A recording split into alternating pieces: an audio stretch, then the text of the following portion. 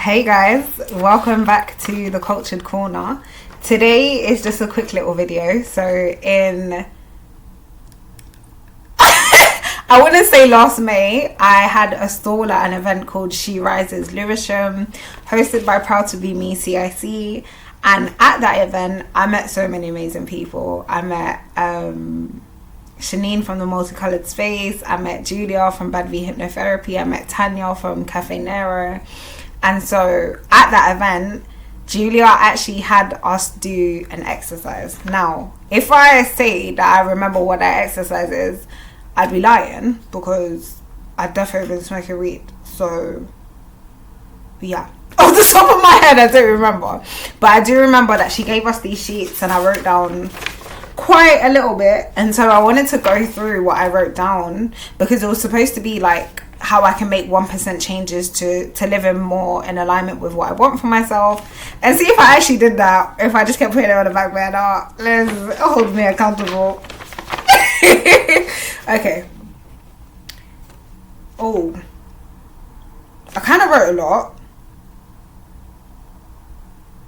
I'm gonna go from like the main body of text here, and then I'll go through the extra notes, because here I can see that on the confidence scale I gave myself 6 out of 10, which is actually not bad, I'll be honest, especially for where I was in my life at that time.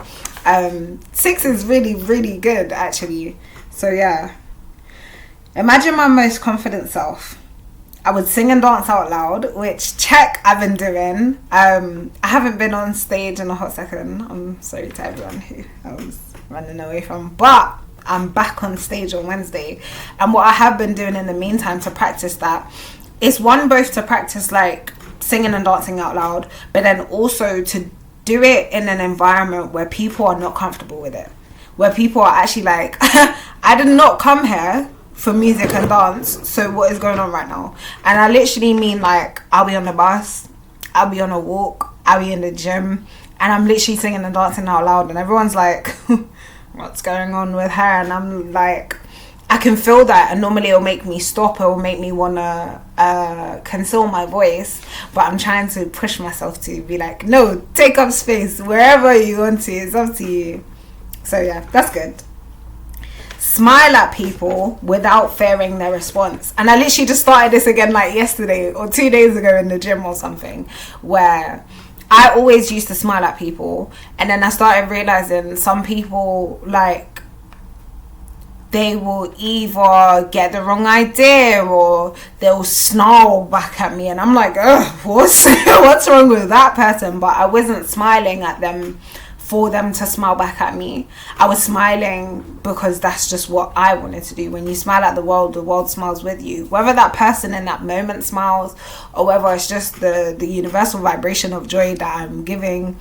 So getting back into that habit, and not just with smiling at people, but literally, if I am happy about something, then I'm happy about it. No one can tell me, hey, how to feel about it, or that I need to calm down, or it's not that deep, or it's not that exciting. Especially for me, where a lot of things feel exciting to me because I've never done them before, I've never experienced them. They're luxurious to me, where they're a norm to somebody else, and allowing myself to exist in that is a great thing too. I often trip or get clumsy when attention is on me. This one has not changed. Guys, I was going to the gym in Seven Sisters when I was living in London, and there was this guy who worked there, and he was really cute, and we never flirted or nothing. I literally said hello to him one day, and he said hello back to me, and I said, oh my god. And then the next day he said hello to me, and I nearly bust my head, and I cancelled my gym membership, and I did not go back.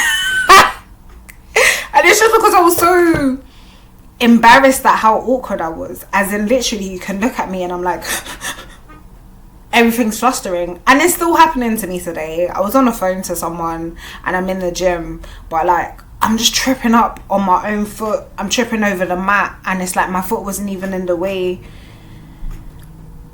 I'm accepting the balance of being clumsy, but also the balance of like, own yourself, own what you're doing, own everything, and don't be so like, I don't know how to describe it, but it's like almost like a flimsy feeling of like I'm not secure within myself, and so everything makes me so giddy. And that actually is real, because whenever anyone used to talk about sex, being sexy, sex appeal, anything, Ebony's giggling, like uncontrollably giggling. I could not have a serious conversation about sex, and it's because I had arrested development in that area of my life where obviously I thought that it was wrong to be sexy, and I felt like my abuse was my fault and all of these things, because those were things that were said to me. And so anytime that anyone would find me attractive, and I don't even mean sexually, I mean that guy literally was like, oh my god, she's cool. Like every time I see her, she's always smiling. He noticed that about me, and it made me bug out. So working on that right now. She doesn't panic or binge eat as much or smoke as much. Now, panic eating and binge eating, I'm still struggling with a lot. As in, I literally had a panic attack yesterday. I'd say what is getting better is my response. So normally I would have a panic attack and I would binge eat, and I'm eating to the point where I feel sick, I don't want to move, I don't want to do anything, and I would give up on my day and bed rot until the next day and be like, okay, we're going to try again tomorrow. But now I'm able to, in that moment, be like, Ebony, do you really want to do that? Okay, let's not eat all 4 of the pancakes, let's just eat 2. Let's break half of the chocolate bar down and we'll have half later. Just those little tiny things, even though I'm still eating ridiculous amounts of sugar, which I'm really trying. But yeah, grace. It's gonna take like a lot for me to get over it. Maybe not a lot. It's that thing, I was talking about this on TikTok live earlier, about things being difficult without them being complicated. So the solution to this is very simple, but it's just difficult because I'm used to doing this, and this habit got set up from when I was younger. Something's wrong with Ebony, I'll just give her sugar, she'll shut up. And then I got in the habit of doing that to myself, and I only really realized that like last week. And so yeah, reparenting myself in that way. So yeah, I don't want to panic and binge eat as much, and I don't want to smoke as much either. Now, am I going to stop smoking completely? Probably, because I want to do a lot with my life. I want to be a mother at some point in my life, and it's not just I want to have children. I want to be the mother that I didn't have, that actually is able to hold space emotionally, that wants to know how I'm feeling, that all of those things. It's not just like I sidestep my emotions, so I'm going to sidestep yours. And I feel like smoking would help me to do that. So I'm trying to stop it now. But to be honest, I've been cutting back for a while. I feel like I'm at the point now where I can go cold turkey. So maybe we'll give that a try. I did smoke yesterday. So it would be today, the 2nd, to stop. And also, my 27th birthday is in 13 days. And I first smoked for the first time when I was 17. So this is like, Ebony, are you going to close it up now? So 17 to 27. Yeah, I smoked weed. And we can leave it at that for the rest of my life. Maybe I got some naughty influences in my head that say, nah, man, you can smoke here and there. But again, it is that thing of, it's not that deep in my head. But if I look at what my life is like now as opposed to a year ago, 2 years ago, 3 years ago, does it really fit? And not always. So yeah, my most confident version didn't panic or binge eat as much or smoke as much. She doesn't get peer pressured, and she accepts her changes no matter how others feel about it. And this is where I am in my journey of giving myself permission to change, and then realizing this impacts other people, this impacts my relationships, this impacts my friendships. For a lot of them, it means that we can no longer like me and you, the deal is done. Like, that happened a lot. And so I would start to feel guilty, like I'm doing something wrong, or like I'm making them feel like they're not good enough, and all of these things. And it's about stripping back to my intention. Did I do this because I had a problem with that person and I just wanted to start something? No. I did this because I had a problem with myself, and so I started making internal changes. And that has created shifts in my life that means you no longer fit here. Or even if you do, it's gonna have to be in a different way. And so yeah, just not letting anyone, but you used to do this and you used to do that. Like when I first started smoking, it was because my mum said I was boring, and she's like, you never do anything, you never want to do anything, what kind of young person are you? So I was like, okay, cool, fine, let me it wasn't actually about being cool, it was about being cool to her. And I feel like I've replicated that dynamic within relationships, within friendships, and all of these things. And so that ability to let other people do what they're doing and still do my own thing and say, no, I don't want to partake, no, that is not particularly for me, I need to strengthen that. And it's boundaries at the end of the day. I get to protect myself, I get to choose what I engage in and what I don't, and I don't have to explain it to anyone, which is the big like for me, because before I'd be trying to explain to someone why I'm making this choice, and then it sounds like I'm trying to convince you to stop, and it's like, no, I don't, it's not that I don't care what you do, of course I want the best for you if you're someone that is in my remit, but I don't feel like I have any authority to tell you what to do or not. But there was a time when I first wanted to stop smoking where I was like, okay, this is bad, everybody around me needs to stop. Daddy, why are you smoking? Mommy, why are you smoking? Everybody, why are we all smoking? And then realizing they don't want to stop. My dad literally had a incident where he stopped breathing, he had to go to hospital in emergency and have surgery, and within a couple of days of him being released from hospital, he said he wasn't going to smoke, he cleared everything out, but his friends were around and they were smoking big fat zoots in the room. I was just like, how insensitive. And then my dad was back smoking very soon after that. And so maybe it's me noticing the ways in which me and my dad are similar in terms of wanting to be a part of our friendship groups and being very engrossed and engaged in, no, your struggle's my struggle, your passion is my passion, that sort of thing. And I think the ability to peer pressure me actually came from the fact that I cared. So no longer letting people pull on my emotional strings is the next step in my confidence in terms of that. And then the last thing is success gives her joy through integrity and authenticity. And these are the these are the things that are like so important to me. I don't know why I'm screaming, I'm excited, because of course I want to be successful, but I wanted to do it as myself, and I wanted it to be like so honest and so like there's no, oh, we caught her off guard, because even if I'm off guard, I'm just being myself. So you're gonna catch me in my imperfection, you're gonna catch me in my I don't know about that. I was gonna say ignorance, but ignorance is when you know something and you don't choose better. It's more, you're gonna catch me in my innocence, the things that I'm not aware of, the things that maybe I'm still susceptible to because I haven't heard about that. And that's where my success really comes from. I fully believe that you give power to words and you get to define them. Obviously there's the actual definition, but when it comes to like implementing them, for example, success, a lot of people feel successful because they hit the bar that's been set by the majority. But for me, success was about, in each day that I'm here on earth, I might not be able to achieve my goal today, tomorrow. It might take me 10 years, but I'm taking steps towards it, and that makes me successful.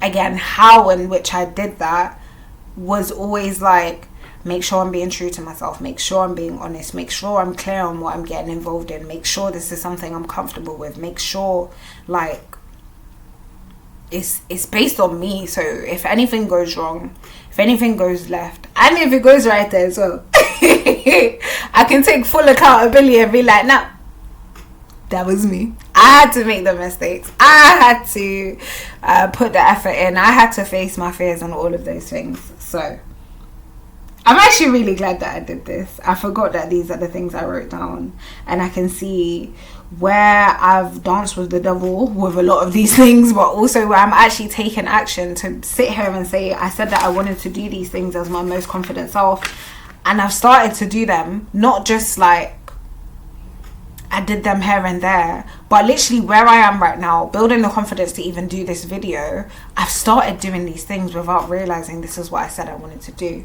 So that's amazing. One small tiny action was to go to an open mic and perform, and I said it's going to feel empowering, and it's like it's going to be a reminder of what I love and allow me to give creatively. And I did that. I remember specifically I did that because I spoke to Julia about it, and it did refill me with all this confidence. I was on the phone today singing want you to make me feel like I'm the only girl in the world. And the guy I was speaking to, he was like, oh my god, I feel like I'm getting serenaded. And I was like, no. I was like, no, I'm just singing the song. And then he was like, what did I don't remember, but I ended up saying like I need to be back. No, I said I can do that, I can sing and serenade and but I'd rather do it on stage where I'm safe from everyone else, and it's not like a specific hey you, unless it's that one specific hey you. But anyway, another time. But yeah, defo doing the things that I love again are helping me to be more confident in myself, so yeah, I can't complain about that. At the top of the sheet, it says, visualize it, do it, and live it. And at the bottom, it has Julia's @ which again is BadB _ Hypnotherapy, because you know I'm a bad bitch. I've got a deck over there that says BadB affirmations. I'm going to go get them at the end of the video. But some of the other things that I wrote down was to imagine what I want, decide on it, habit stack so that I can actually do it, and then review it if it's working. I wrote down to make 1% changes. Don't be afraid to adjust to the challenge. Oh, no.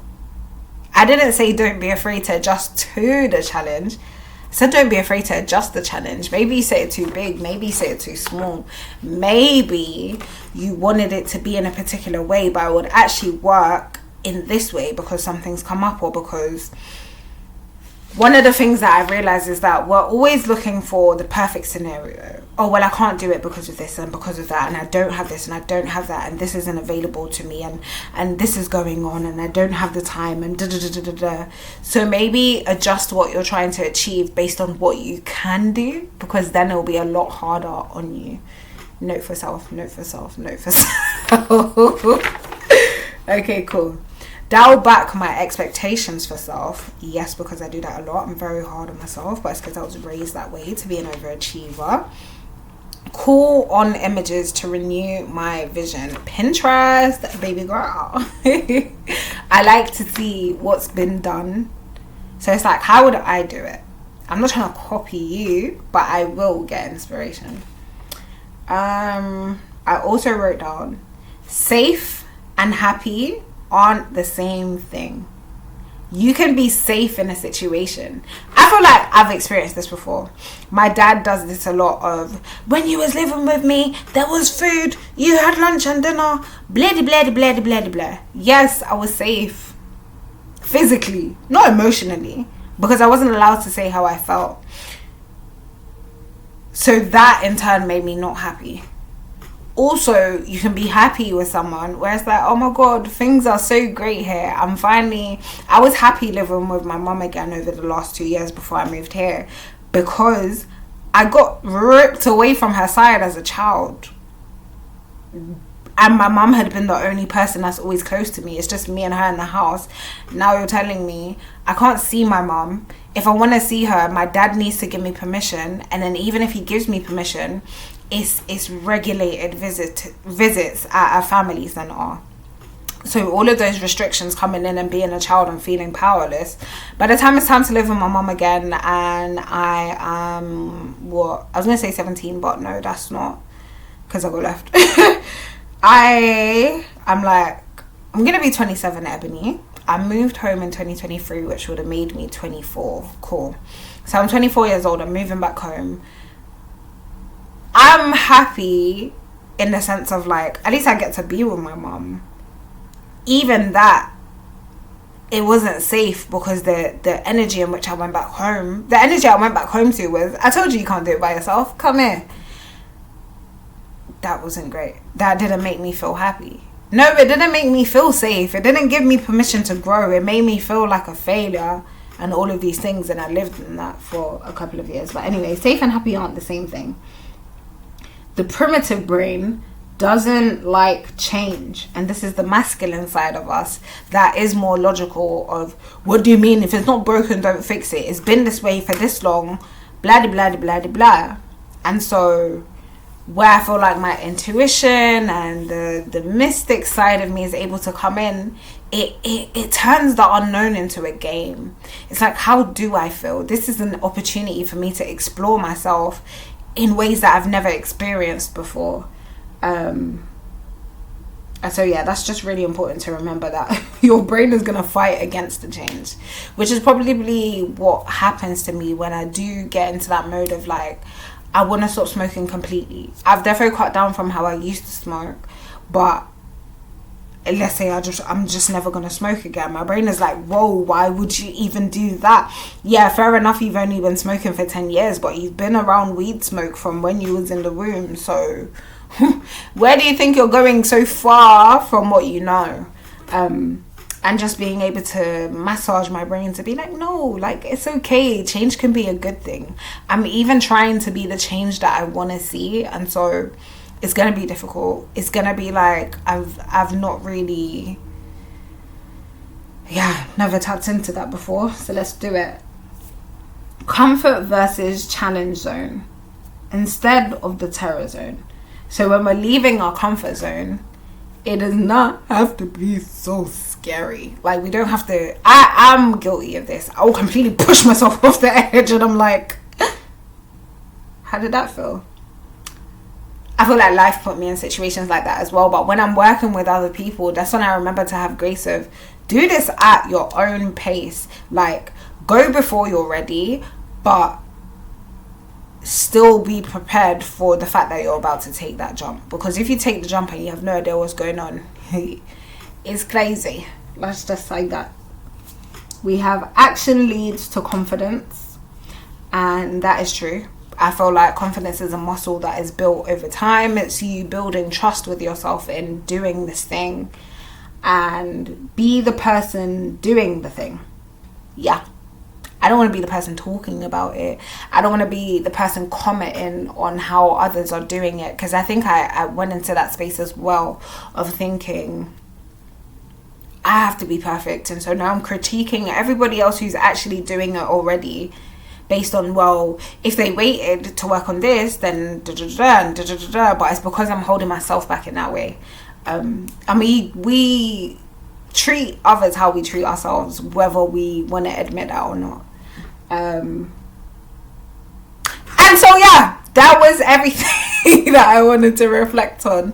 Thank you so much again to Julia for even doing that exercise, because now, how many months later, almost a year later, I can look back at these and be like, have I actually taken steps towards what I want, or have I just been making noise about it? And I have been taking steps. I've also been making a little bit of noise, which gave me a headache, so I'm gonna stop doing that. I'm gonna be the BadB that is aching to be released.